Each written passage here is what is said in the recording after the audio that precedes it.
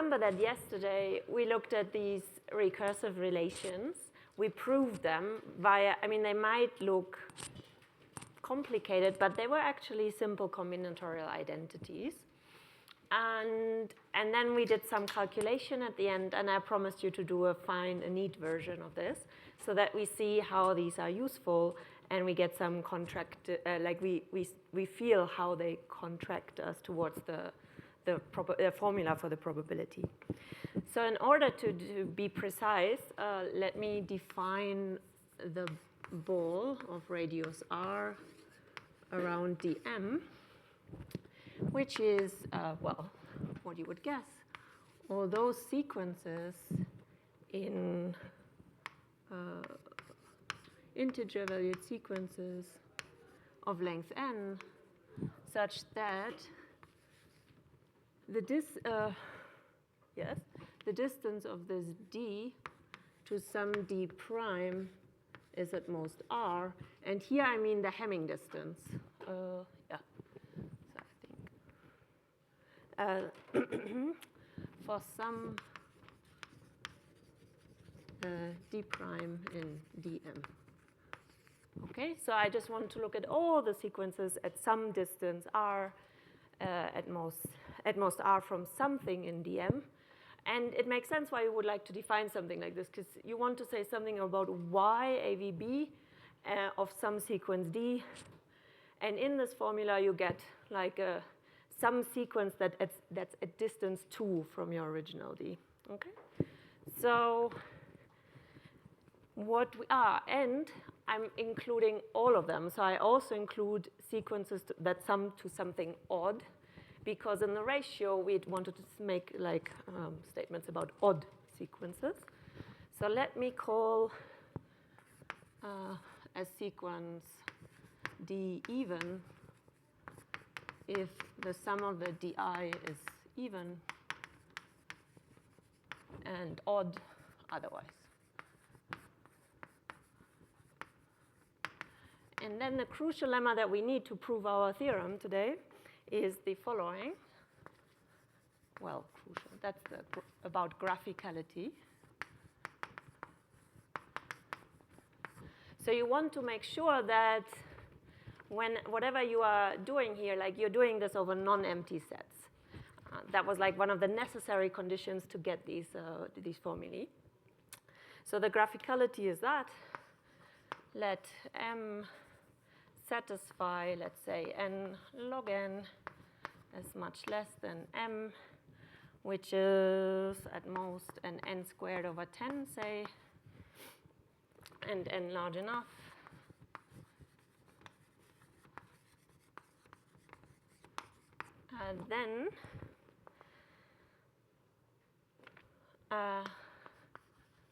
Then D is graphical, meaning there exists a graph with this degree sequence for every even D in the ball. All we need today is the ball of radius 8 around dm. Okay. The proof is you just check the Erdős-Galay conditions. So let's remember that in dm, we have that the di minus the average is at most, I think it was 10 and d log n. So that was nearly regular. Now, if I'm at distance 8 of this dm, then that's at most this plus 8. So you're still nearly regular. And that plus the Erdős-Galay condition is enough to show that all of these sequences that you would ever encounter, they are all graphical. Good? That's an exercise on your sheet today. Okay.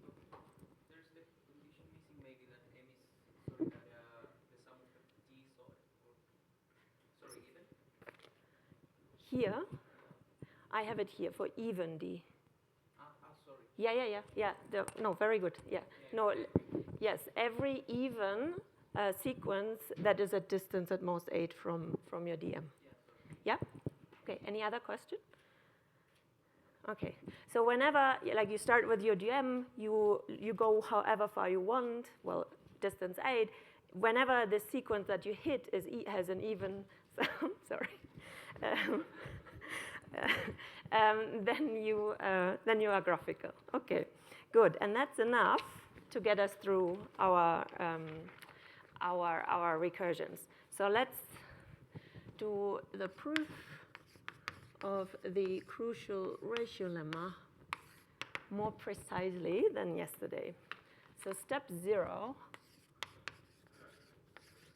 is that you definitely have a graph with degree sequence D for all D in B8 of Dm.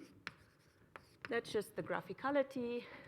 And that says, whenever I apply these formulae, I'm good. So in this lemma, M is fixed. Do I remember the conditions?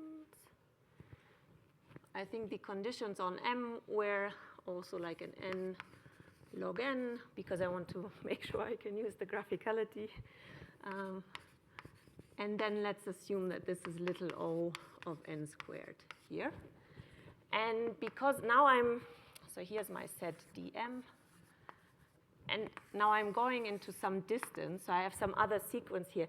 The average of that sequence is not exactly 2m on n, but it's close to it. So I let d be definitely 2m on n. That's fixed throughout this proof. And then what we need to note is all that for all d in this B8 of dm, the average degree of that d is now not exactly this little d, normal ordinary d, but it's close to it, right? It's d plus big O of 1, okay? So for error terms, like, we can just assume that's roughly the same. Okay, good. Now step 1 is that we do not use any of those. We need something to get started, and that's we have already done that yesterday. So that's our simple switching. Simple switching. I think that's lemma 5.11, you know. Says that the probability that you have an edge between any two vertices is at most, well, d squared over dn times 1 plus big O of d squared over dn. And, well, when d is in dm or close to it, that's like a big O of d over n for all d in your B8 of dm. Okay, so for all for E even. Otherwise, this is not defined. Okay, so for all even ones, I get this upper bound in everywhere here. Okay, now step 2. I use it to get an upper bound on y of AVB. That's what we also did yesterday. So y AVB of d. Well, I want to use my upper bounds here for something that's at distance 2 from my d. I will not, like, I will just use an upper bound, so that's at most, like, forget about this term, right? I just want an upper bound, so I don't need to worry whatever this is. All I need is that this is defined, which it is. And then I get that this is big O of basically the product of two probabilities divided by 1 minus. Let's be a bit careful here, because this is a big O of d over n, which together with this is that big O of d over n is actually little o of 1. Okay, so yeah, let me make this point clear. So we never run into issues of having something big in the denominator. Okay, so this is big O of d squared over n squared. Okay, now we run step 3. We plug both of these in our bed, And that calculation we also did yesterday. So, oh, wait, sorry. Let me write here that this is for all even D in B6 of dm. Okay, now that means that the bad probability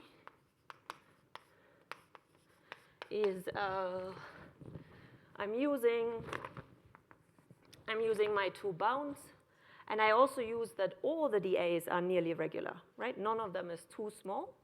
So it actually cancels one of these d over n factors, so that's a big O of d over n for all, or for the same set, for all even d and b6 of dm, because in bad, I keep the same argument, right? Good.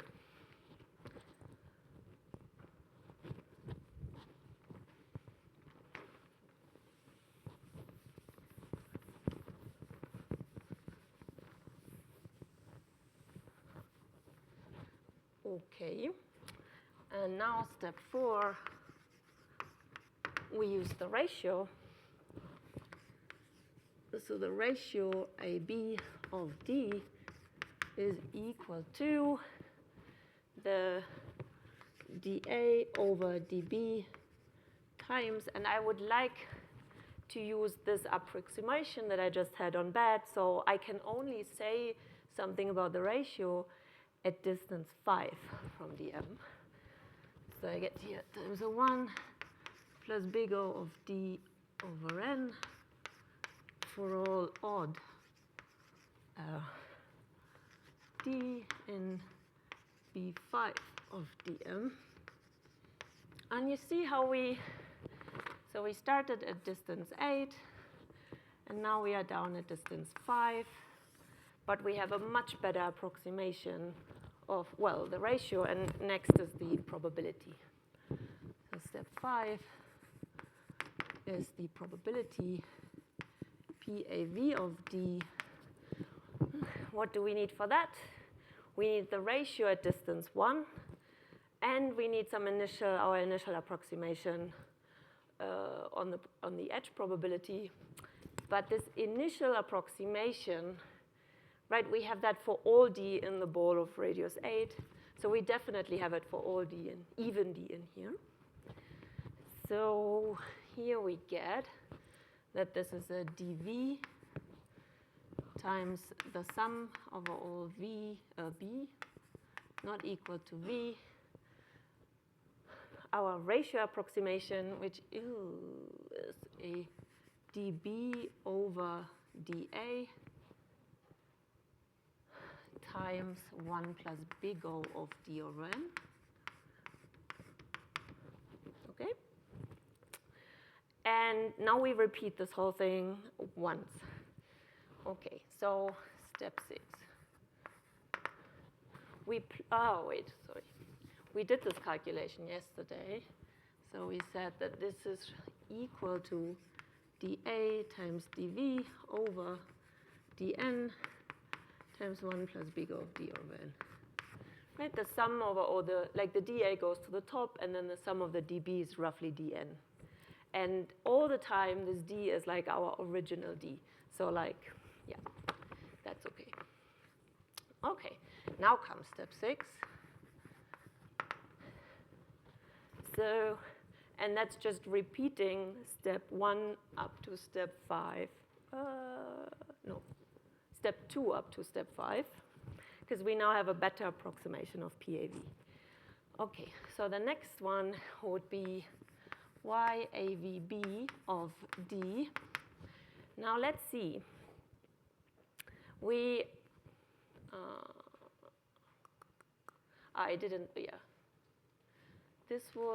This step was for all even D in B4.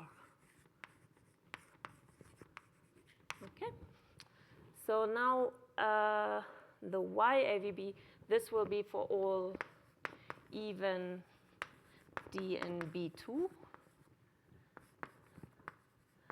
Okay, and what we get there, let me use a bit more space.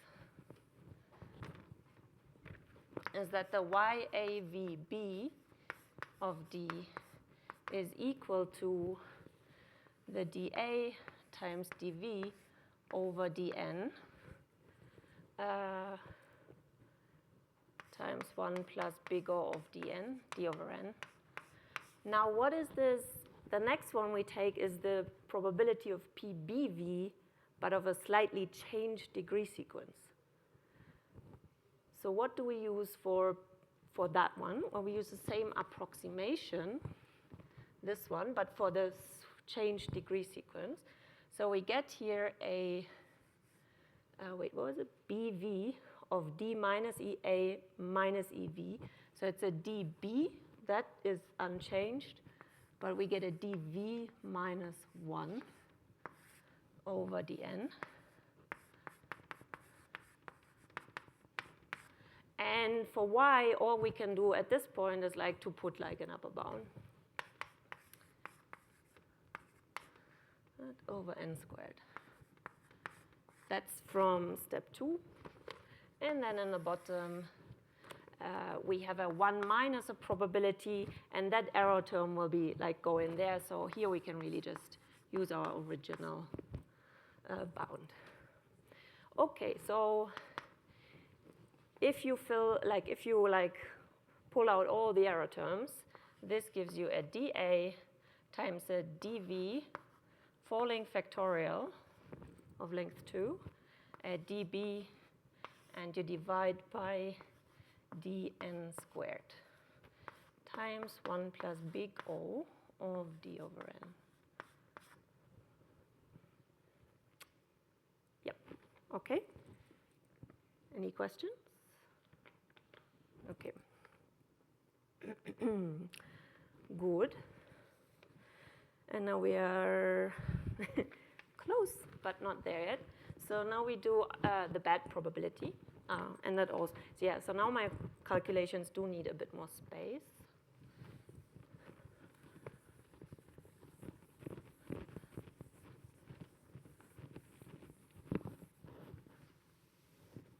Okay. So, yeah, this was for all even D in B2. And now step 7, for all even D in B2, we get that the bad probability is equal to PAB of D, this one with a B, divided by dA. So that's a dB over dN plus a YAV, the sum, yeah, let me read. 1 over dA, the sum of the over all V's not equal to AB. And we have now this formula of the YAVBs. So that's a dA, a dV falling factorial dB over dN squared. And all the error terms, this one become a d squared over n squared. Okay, and bad, because the bad is like an additive error in bad becomes a relative error of ratio. So in bad, I prefer to write the errors as additive errors. Okay? And when I pull out these errors, like the when I, for example, make this 1 plus big O of d over n a plus d squared over n squared, like I'm also using that all the di's are regular, like they're d. So that size of PAV is really a d over n term. So that relative error in here becomes an additive or d squared over n squared. And I can, well, simplify a bit. dB over dN squared. And now what I see here is essentially our M2 of D, right? Remember, M2 was the sum over all V, the falling factorial dV, like dV times dV minus 1. So what I see here is essentially an M2. I have to be careful with that I do not add the dA and the dB terms.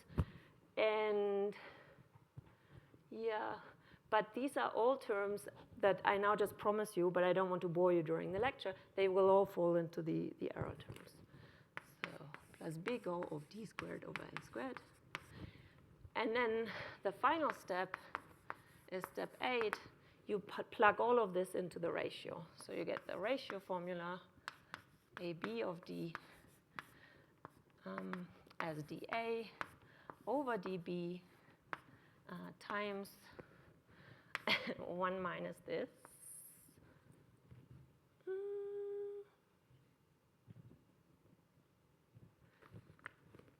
Yeah, dA, dB, but with a minus B.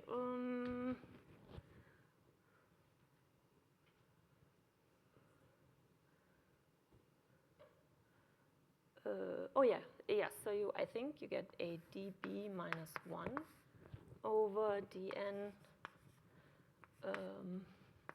plus dB minus 1 or minus.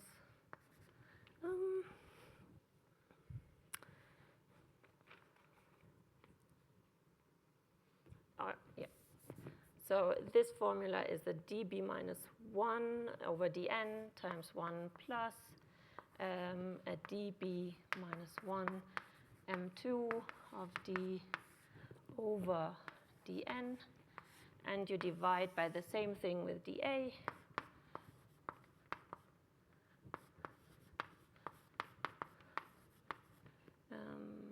dA minus 1 M2 of D over dN. And then you get a 1 plus big O of D squared over N squared. And then you put this one to the top, and you realize that that whole term, if you square it, it falls into the big O of D squared over N squared, and you get the formula of what I promised you. So that is a calculation again. So with some calculation, which is not too difficult, this is dA over dB times 1 plus dA minus dB over dN times 1 plus M2 of D over dN plus big O of D squared over N squared. Okay? And that was exactly the formula from the crucial ratio lemma. Yes? Why is there dB minus 1 in the numerator? Like you already pulled out dB minus I'm writing this as I'm pulling out a dB times dN. Yeah, but why is there still a dB minus 1 once you pull out the dB minus 1? That's a very good question.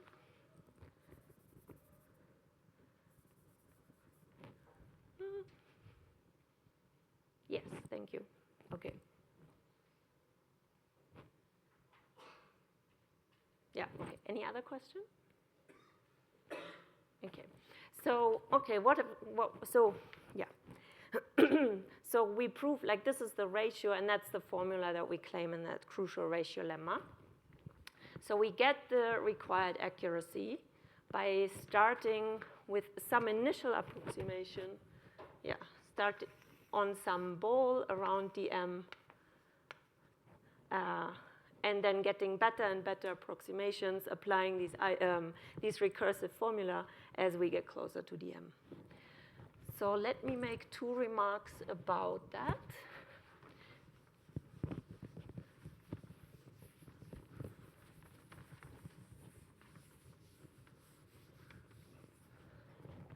So we assumed that m is at least like some log n times n. And that was really to make the graphicality easier to do and to make all of these calculations and the asymptotic analysis easier to do. We also assumed that the d is in dm, which was like what we call nearly regular. And in this calculation, I mean, we use that so many times that all the dAs are asymptotically equal to the average d, just to make our life easier. But you can easily get like a calculation for sparse but very irregular sequences.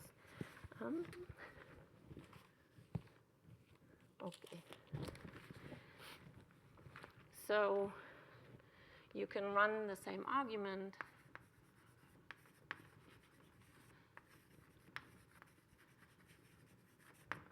And get the good approximation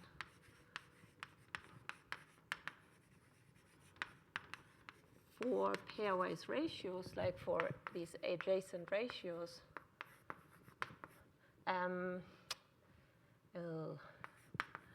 For D in B, well, in the odd B, in B1 of what I call D delta.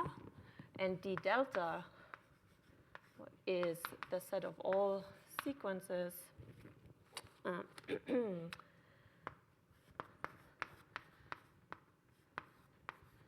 that are even, and let's say our degrees are between 1 and some delta, as long as delta is like a polynomial in n, so little o. I think what I checked works for little o of n to the 6. Okay, so you can like replicate the sparse type results where you do not need to assume nearly regular. You just assume some upper bound on the max degree. Yes. N to the 6 or N to the 6? Thank you. 1, 6. Yes. Thanks. Any other question?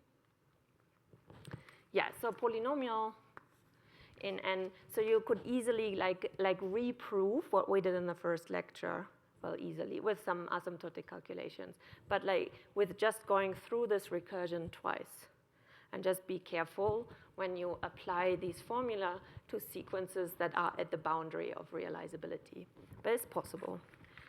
And the second remark I want to make here is that, of course, we could go once more, right? I mean, there was nothing special about this distance 8. We could go to distance, I guess, 12. And then we so run the recursion once more and get accuracy 1 plus big O of d cubed over n cubed. And this would allow you to count like the regular graphs where d is little o of n to the 4 on 7 over some logarithm. Okay? So, and these calculations are possible to do by hand. Like they are not out of reach. So that would give you a relatively easy proof to get beyond this little o of n squared bound that there was before. But that's just a remark. I do not think you would want to do these calculations in a lecture. Okay, now, so we have this approximation for the ratio, but we are not done yet proving the conjecture, right? So let me walk you through what else you would have to do. Yes? If you do this recursion X many times, Yeah. what range do you cover? I will get to this after we finish the proof. Yeah, that's coming afterward. Yeah. For now, I just actually want to make you feel that we have proved something.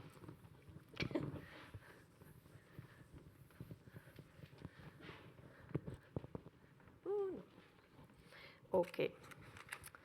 So what do we, so we have, like if we remember our big goal or our ratio lemma, so we have now found an approximation for the probability that the degree sequence of G and M is equal to, or divided by of G and M, is equal to some D minus EA over the same with D minus EB.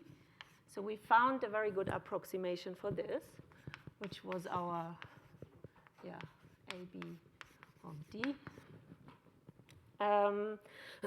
What remains to do, so we need to find a set D, I said, which we have done. It's going to be dm. And formally,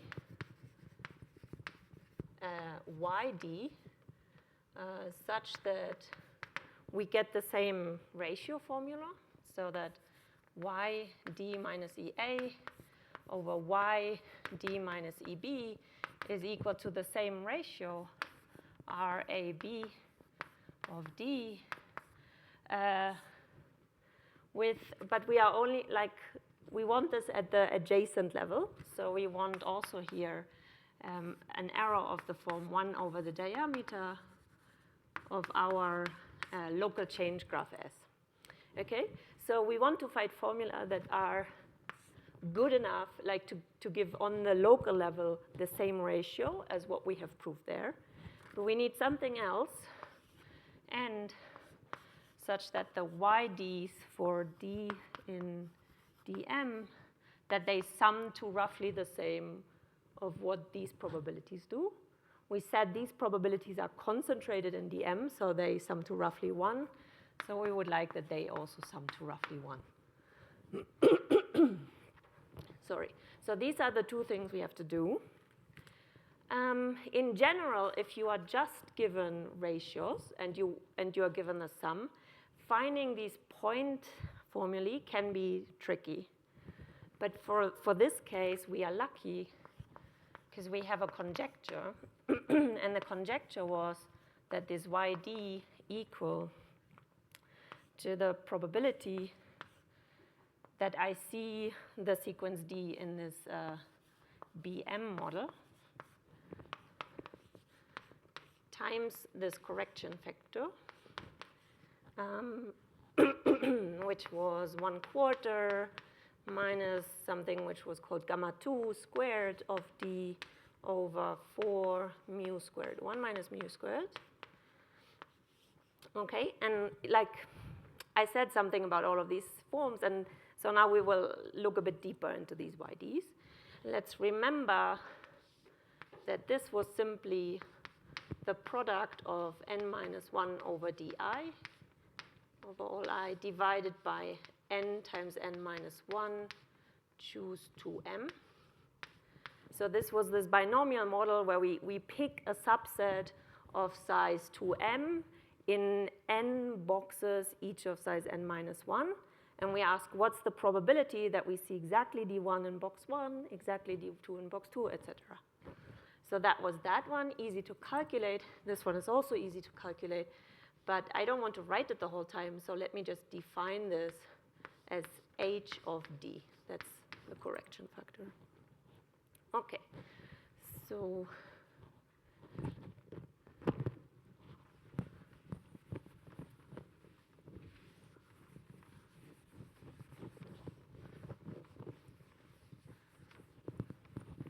okay. So let me call these two things that we have to show as 1 and 2. And for 1, I'm going to say it's a calculation. So 1 is a calculation. So one thing that's not too hard to see is that this probability that in BM you see D minus EA over the probability that in BM of n you see D minus EB. I mean, it's like a fraction, a ratio of binomial coefficients. So that is equal to dA over dB times n minus LdB, I think, n minus dA, if I did that correctly. And then you have to show that the h of D minus EA over h of D minus EB is equal to, I have it here. dA minus dB over dn squared times m2 of d plus dA minus dB over dn, and one more term, dA minus dB over n plus big O. And to make this calculation easy, let's say you get a log n squared d squared over n squared. Okay? And then I guess this term cancels with that term, and then you get exactly the same formula what we got for the ratio up to big O of log n squared d squared over n squared. That is also on your problem sheet. And one hint I will give you that will make this a lot easier, that if you, like in this formula for H, you see this gamma 2 of these two sequences. So, and you have to square it and then take the difference. So write this thing as gamma 2 of d minus 2d plus 1 on n minus 1 squared. So this all does not depend on on the A coordinate, minus 2dA over n minus 1 squared. Okay, so the point is you just split it in whatever is the component to dA, and then you square it, take the difference, and calculate. Okay, so this is a calculation that's standard. That's for 1. And for 2, let me spend a few words on 2. Any question to this? Right, so gamma 2 of a sequence was defined as 1 over n minus 1 squared times the sum of the di minus d squared, like a scaled variance. It's like a parameter that comes up in the conjecture. So yeah, but yeah, you can split this up and write it in sums of m2 and then m1, like of first and second, like factorial moments. Yeah, okay. But for the second one, that's maybe not entirely obvious from this formula that these sum to roughly 1, because like here we have a probability, and we can show that this probability sums to roughly 1 because dm is also concentrated in bm. That's what we showed in our concentration. But we don't really know how to handle this correction term. And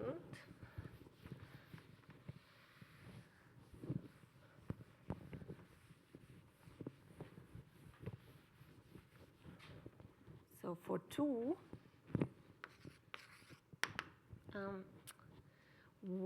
let's write out what is the sum over all d in dm of this yd. So that's the probability that bm of n is equal to d times this h of d.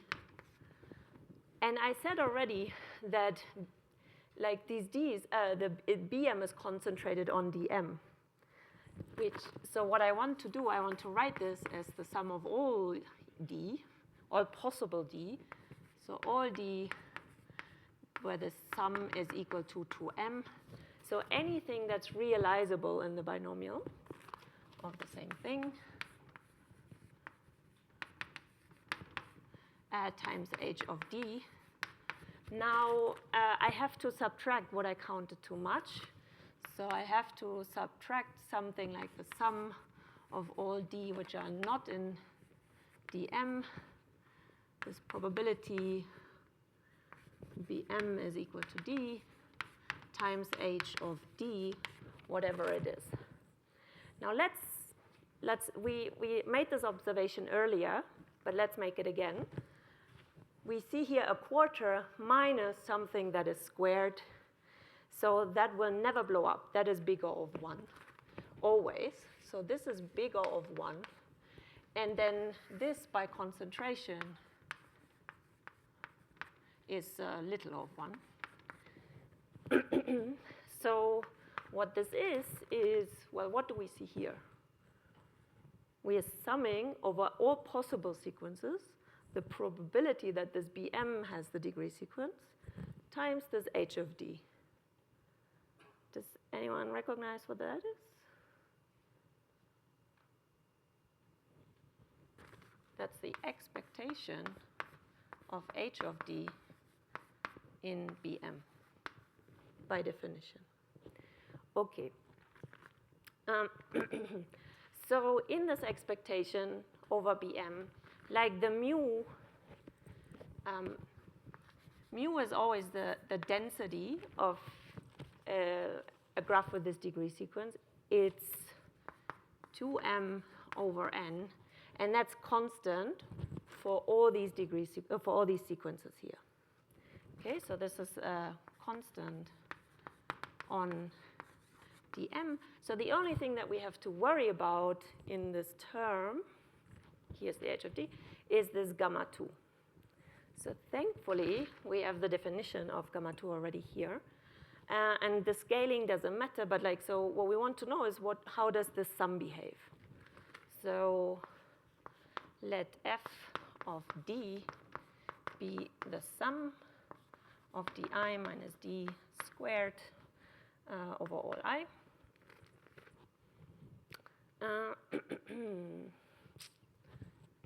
Okay, I will delete this one. And then this, so what is this f and what is d? So d is a sequence that you get from throwing in 2 m balls into this set, into this interval of length n times n minus 1. So you have n boxes.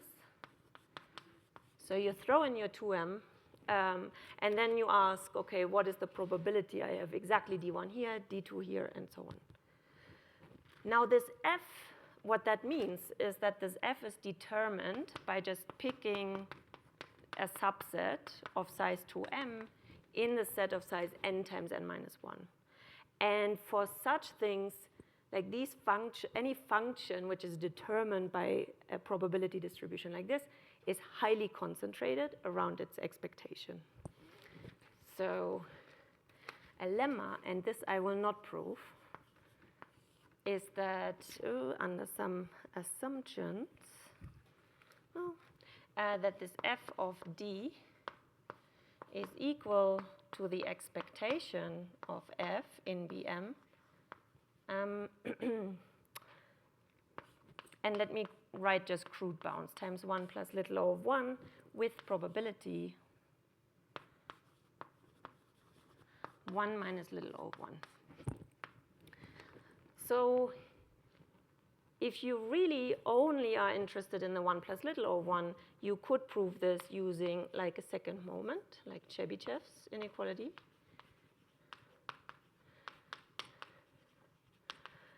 If you want quantitative bounds, like something exponentially small or super polynomial small, and here the same, then what you would want to look at is the method of bounded differences by McDermott. Let me mumble Azuma's inequality and Martingale, and that's it, right? So I'm not going to say more for this. Either you know what I'm talking about, and then that's clear, or you don't know what I'm talking about, and then there's no way I will be able to explain you these things in, I don't know, 5 minutes or so. Oh. Where? Mu equals should be m over N squared, yes. M over n choose 2. Which is then the same as 2m over n times n minus 1. Yes, it's the density of these balls in here. Yes, thank you. Any other question? Any other typo? Okay. Typo says it should be a minus in the second line. Oh, yeah, because it's a big O, I mean. And so then here I have a plus little o 1.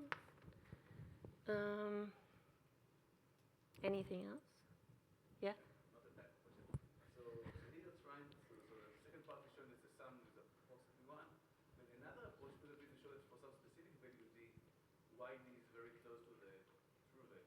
Well, that's what we are trying to show. I know, but I just wonder, if you plug in into the irregular case, Mm-hmm. gamma 2 goes to 0, and then you get this correction term between PM and the action case is this exponential of 1/4.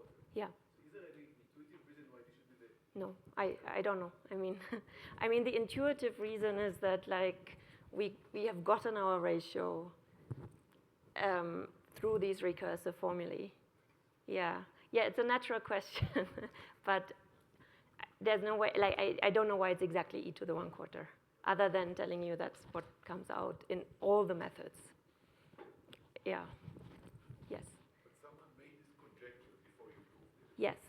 So how did they... Yes, okay, I commented on that earlier. So that conjecture, so we showed on the problem set that this formula is equivalent, asymptotically equivalent to what was proved for the sparse case for deregular, or for nearly irregular graphs. And then Brendan McKay and Nick Wormald also proved a completely different formula for D very dense, at least n over log n. The formula does not look like this, and it does not look like the sparse case, but you can rewrite it in this common form. So you have a formula that works for the very sparse by whatever methods, and it works in the very dense by other methods. And then they made this conjecture that this should be the right formula all the way through, as long as you are nearly regular, in some form of nearly regular. Did you have a call? No. Okay. Does that answer your question? Any other question? Do you think there's some like secret proof hiding that type of all at the same time and outputs this formula? I mean, this proof will show this formula for, well, not the very dense one, but that proof, that was one of the remarks. It works for the sparse case, even if you have just some upper bound on the Buck's degree. And it works all the way, not that proof, but some version of it works all the way up to D being epsilon times n. So small enough constant times n.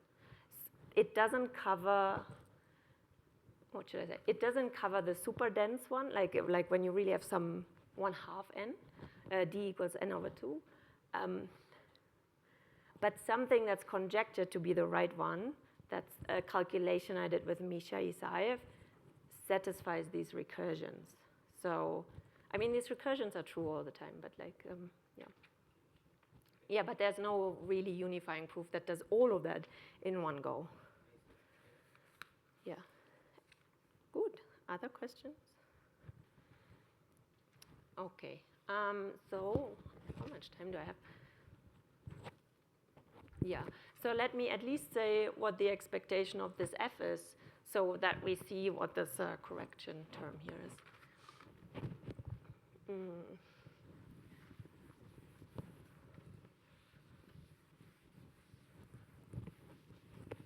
Okay. So, right, yeah. What is the expectation of this f of d in Bm? Right, it's the expectation of the sum of the di minus d squared, which is the sum of the expectation of di minus d squared. And what is that? What is this? This is n times the variance of d1. Right? Or, I mean, this is the variance of di, but what is di? Di is, where's my, yeah. Di is then like the distribution that tells me how many orange points do I see in box I. And they are all they all have the same distribution. So that's n times the variance of d1. And let's remember that d1 in this model Bm had the hypergeometric distribution. The universe had size n times n minus 1. My local horizon has size n minus 1. And I'm picking 2m successes. And if I look at the formula for the variance of a hypergeometric distribution, then that's roughly equal times the d, this is this n, this is the d, times 1 minus d over n, and then plus some other term. And this other term here, let me just write little of 1, little of 1. Let's say 1 plus. Okay, now you would say, oh, this d over n is also a little of 1, but we will see how this nicely cancels. So if you get more precise terms here, you could still use this idea. So now what is this term, 1/4 gamma 2 squared of d over mu squared times 1 minus mu squared, where the mu is this m over n choose 2, and I could also just write it as a d over n minus 1. So that, like, with high probability, this gamma 2 is concentrated. Right, gamma 2 is this term divided by n squared. So, oh, I took it away. So gamma 2 of d was the scaled f of d. F of d over n minus 1 squared. So that is concentrated around d over n times 1 minus d over n. So what we have here, that this is like, a mu squared times 1 minus mu squared over 4 times mu squared, 1 minus mu squared, with high probability in Bm. And then you see that in this just cancels exactly with the 1/4. So h of d is equal to e to the little of 1, which is just equal to 1 plus little of 1, with high probability. Okay. What does that tell us about our expectation here? Well,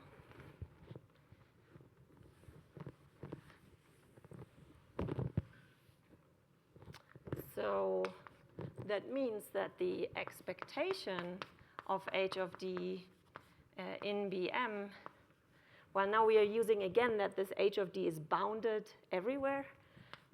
That's just 1 plus little of 1. That's the value it takes on whatever set of size 1 minus little of 1, or measure 1 minus little of 1 it has, plus this accounts for sequences which are not in, or like sequences where this is not equal to 1 plus little of 1, but there, I guess the max or supremum of h of d, again, this is just a big O of 1. So you get that this expectation is in fact equal to 1 plus little o of 1, which is the second half. Okay. Let me quickly summarize the proof so that we have like this overall view.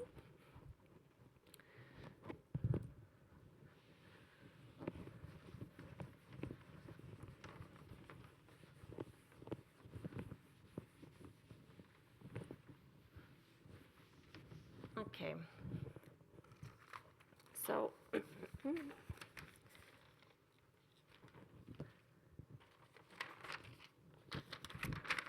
So what did we actually prove? We proved that if you have some bound on your D, and this is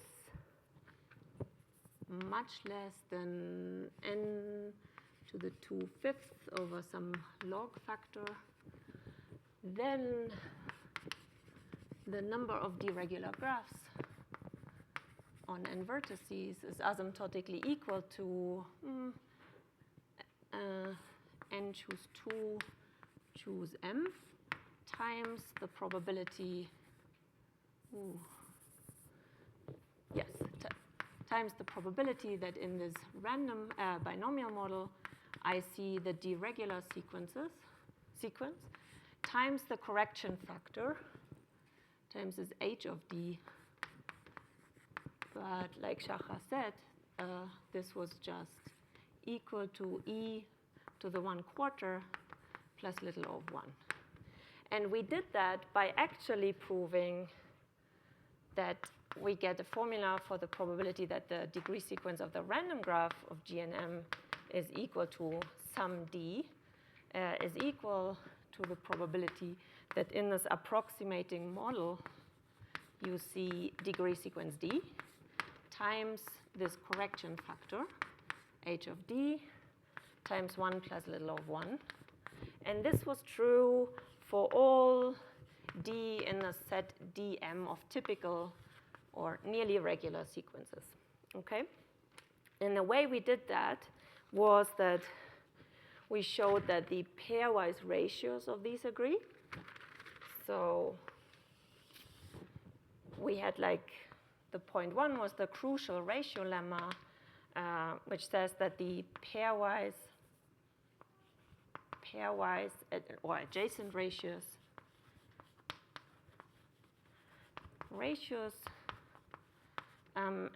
agree of, let's say this is x, this was our x, d, and this was, the whole thing was our yd.